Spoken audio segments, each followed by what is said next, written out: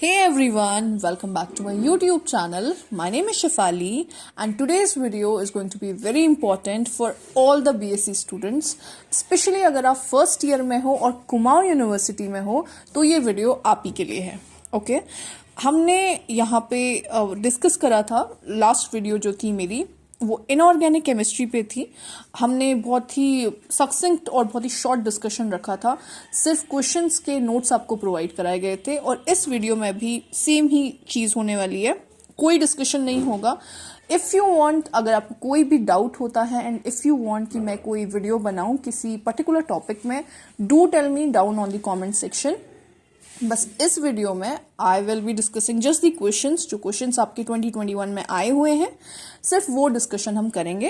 End of course ये video, before I start with the discussion, a quick request, please like, share and subscribe my channel if you haven't done it yet, and also watch the video till the end. Okay, and also share the video with your friends. ठीक है, तो सबसे पहला जो question है, organic chemistry का जो paper होता है, मोस्टली ऐसा होता है कि सबसे ज़्यादा डिफ़िकल्ट ऑर्गेनिक केमिस्ट्री ही लगती है सबको. तो ये आप जितने भी प्रीवियस ईयर क्वेश्चन पेपर्स हैं, जितने ज़्यादा आप सॉल्व कर लो, that will be good for you. क्योंकि हमेशा जो प्रीवियस ईयर क्वेश्चन पेपर्स होते हैं उससे रिपीटेडली क्वेश्चन आते हैं.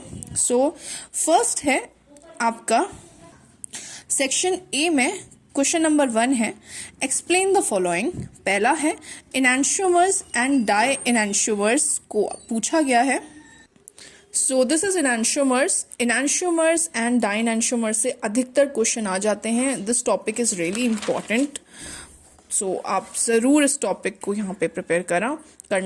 एंड प्रॉपर्टीज़ हैं इनैंशियोमर्स की. रेसिमिक मिक्सचर आपका सेकंड क्वेश्चन है. वो भी आप इनैंशियोमर्स जो होते हैं, दो या दो से ज़्यादा सेम इनैंशियोमर जो टाइप होते हैं, वो आपके रेसिमिक मिक्सचर्स कहलाते हैं. So this is also very important. आपको इसी टॉपिक में ये मिल जाएगा. Then we go to di enantiomers and this is the notes for di enantiomers. So difference 2022 में डिफरेंस पूछा था इनैंशियोमर्स और डाई इनैंशियोमर्स के बीच में. 2021 में सिर्फ एक्सप्लेन करने को आया है, तो जितना ज़्यादा आप लिखोगे that would be good for you. Question number 2 is carbene and electrophile and nucleophile. You have to write short notes on carbene, electrophile and nucleophile. So ये है आपका कार्बीन्स. एंड कार्बीन्स की मतलब जो मिथाइल कार्बीन है उसकी प्रिपरेशन भी दी हुई है. And that's how alkenes reacts with carbenes. ये एक रिएक्शन है जहाँ पे एल्कीन जो है रिएक्ट करता है कार्बीन के साथ. सो साइक्लोप्रोपेन बना के आपको दिखाया हुआ है. Then write a short note में सेकेंड जो क्वेश्चन था वो था इलेक्ट्रोफाइल्स एंड न्यूक्लियोफाइल्स. सो जो टाइप ऑफ रिएजेंट्स होते हैं वो दो तरीके के होते हैं, इलेक्ट्रोफाइल एंड न्यूक्लियोफाइल्स. सो ये हैं आपके electrophiles and this is your nucleophile. बहुत ही इजी क्वेश्चन पेपर है ये. Next question is assign E and Z nomenclatures to the following. तो E and Z nomenclature किस तरीके से assign करे जाते हैं, उसके कुछ रूल्स होते हैं. सो अब सिंस आई टोल्ड यू कि ये वीडियो बहुत शॉर्ट होगी एंड हम एंड टू एंड डिस्कशन करेंगे, सिर्फ क्वेश्चन पेपर डिस्कस करेंगे, तो दैट इज़ द रीज़न कि मैं आपको बता नहीं रही हूँ. दो यहाँ पे आंसर्स लिखे हुए हैं, बट अगर आपको ये वीडियो चाहिए so do tell me on the comment section. Next question is write a short note on carboanions and carbocations. So carbocations and carboanions जो होते हैं वो रिएक्शन इंटरमीडिएट्स के अंदर आते हैं.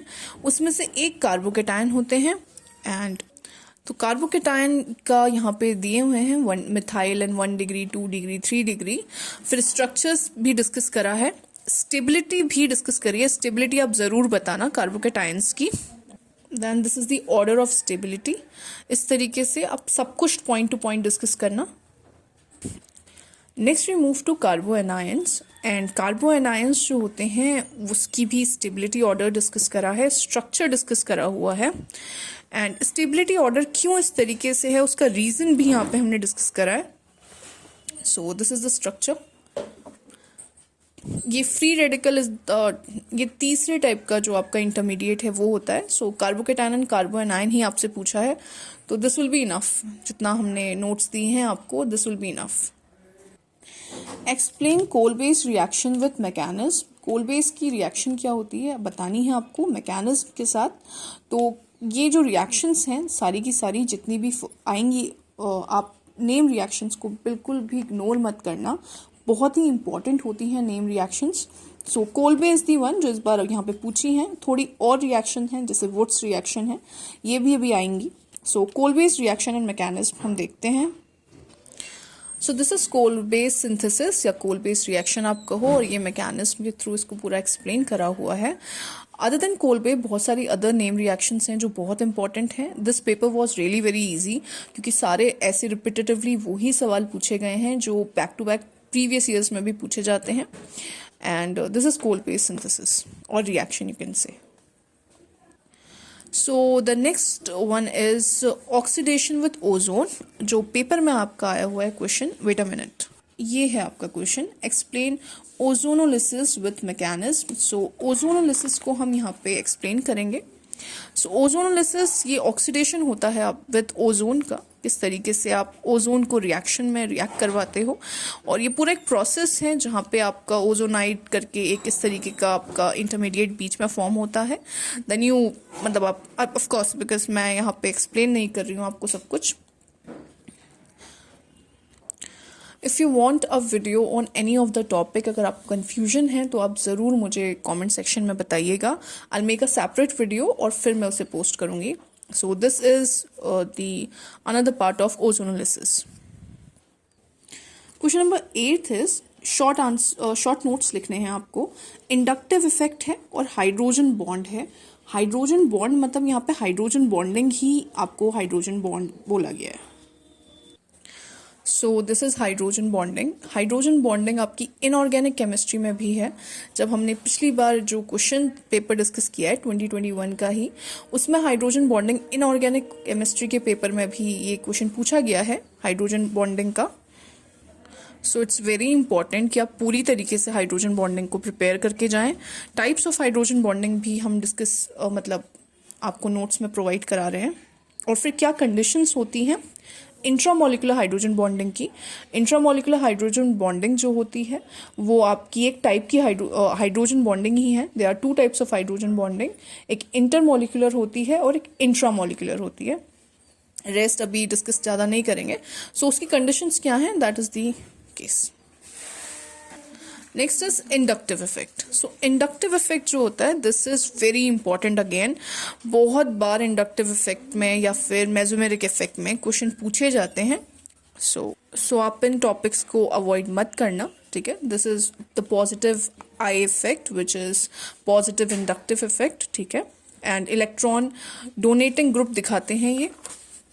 And this was the negative I effect. दो type के होते हैं. सो मेंशन एवरीथिंग. जितना ज़्यादा आप हेडिंग और सब हेडिंग का यूज़ करोगे उतना ज़्यादा पेपर में आपके अच्छे मार्क्स आएंगे. So the next section is section B. यहाँ पे लॉन्ग आंसर टाइप क्वेश्चन है और आपको सिर्फ एक ही क्वेश्चन अटेम्प्ट करना है. Attempt only one question. 13 marks का एक क्वेश्चन है. सो फर्स्ट पार्ट जो है इसका वो बोलता है explain SN1 and SN2 reaction with examples.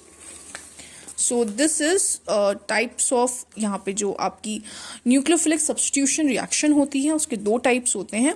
One is the SN1 and the other one is the SN2. So SN1 and SN2 में आपको नोट्स प्रोवाइड कर रही हूँ मैं. सिंस ये 13 मार्क्स का क्वेश्चन है तो आप जितना ज़्यादा एक्सप्लेन करो और जितना ज़्यादा अच्छे से इसे मतलब हेडिंग एंड सब हेडिंग के साथ लिखो, उतना ज़्यादा अच्छे एग्जाम्पल्स देके उतना ज़्यादा आपके ये मार्क्स गेनिंग हो जाएगा आपके लिए.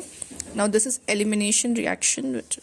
सो एलिमिनेशन रिएक्शंस भी इंपॉर्टेंट होती हैं बट ऑफकोर्स इसमें अभी सवाल नहीं आया. बट अगर आप चाहो तो आप पूरा ही सिलेबस प्रिपेयर करना. वैसे तो बी पार्ट है डिस्क्राइब बेयर्स स्ट्रेन थ्योरी.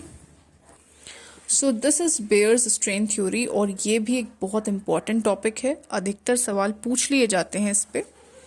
सो लिमिटेशंस भी हम डिस्कस करेंगे सिंस 13 मार्क्स का क्वेश्चन है ये. सो इम्पॉर्टेंट हो जाता है.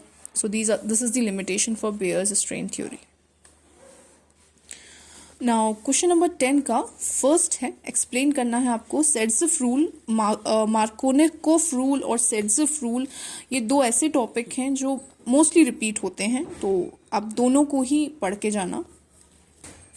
So this is Saytzeff rule and Markovnikov rule and Saytzeff rule, ये दो बहुत इंपॉर्टेंट टॉपिक है as I told you before. और सेड्ज़िफ रूल हालांकि ये छोटा है थोड़ा सा, 13 मार्क्स के लिए, बट आई थिंक काफ़ी है क्योंकि 13 मार्क्स में ये आपका इन पार्ट क्वेश्चन आया है, ऐसा नहीं है कि आपको पूरा पूछा हुआ है। इसके साथ अलॉन्ग विद दिस 2 क्वेश्चंस और उन्होंने डाले हैं, so this is enough. Okay, next is Wurtz reaction and Diels Alder reaction. ये दोनों रिएक्शंस पूछी हैं, as I told you name reaction बहुत इंपॉर्टेंट होती हैं। So this is Diels Alder reaction and बहुत इंपॉर्टेंट रिएक्शन है ये, एज आई टोल्ड यू, ठीक है। And this is Wurtz reaction.